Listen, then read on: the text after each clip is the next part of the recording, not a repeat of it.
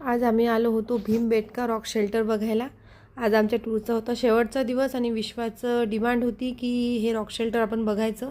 हे जे rock shelter आहे MP मध्ये आहे. अश्मयुगीन माणूस इथे राहत होता, म्हणजे याचे पुरावेसुद्धा आहेत. आणि ह्या ज्या आहेत मोठमोठ्या गुफा आहेत, उंच आहेत आणि तिथे राहायला, ऊन पाऱ्यापासून संरक्षण व्हायला तिथे भरपूर अशी जागा आहे आणि खूप जंगलात आहे हे.